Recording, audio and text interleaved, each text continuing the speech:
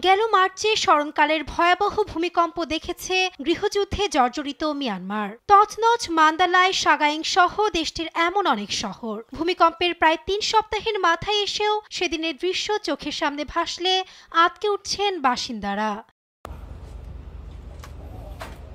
ঘরবাড়ি, হাসপাতাল সহ গুড়িয়ে যাওয়া বহু জরুরি স্থাপনা এখনো আগের মতোই পড়ে আছে। পর্যায়ক্রমে বিদেশি সহায়তা এলেও তা যথেষ্ট না হওয়ায় কমেনি দুর্ভোগ, বিশেষ করে বিপদে অন্তঃসত্ত্বা নারীরা। জাতিসংঘের জনসংখ্যা তহবিল UNFPA এর মতে ক্ষতিগ্রস্ত এলাকায় স্বাস্থ্য ঝুঁকিতে কমপক্ষে ১,৭০,০০০ অন্তঃসত্ত্বা নারী।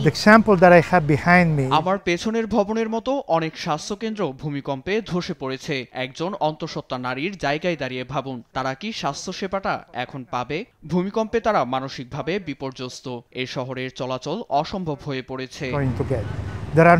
UNFPA জানায়, নারীদের জন্য ইতোমধ্যেই মাঠে নেমেছে ভ্রাম্যমাণ স্বাস্থ্য দল। ক্ষতিগ্রস্ত অবকাঠামো, সীমিত বিদ্যুৎ ও সুপেয় পানীয় নারী ও শিশুদের কাছে পৌঁছানোর চেষ্টা করছে সংশ্লিষ্টরা।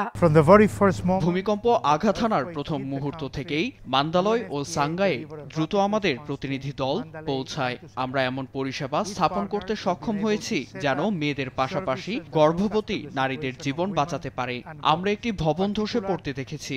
আমরা চাই না নারীদের জীবন ধসে পড়ুক। জাতিসংঘ জনসংখ্যা তহবিলের মতে নিজস্ব তহবিল থেকে প্রায় ৫ লাখ মার্কিন ডলারের বরাদ্দ করলেও পরিস্থিতি মোকাবেলায় যথেষ্ট নয়। মিয়ানমারে নারী ও মেয়েদের স্বাস্থ্য ও প্রজনন পরিষেবা নিশ্চিতে জরুরি ভিত্তিতে আরও তহবিলের আহ্বান জানিয়েছে সংস্থাটি। নিউজ ডেস্ক, দেশ টিভি।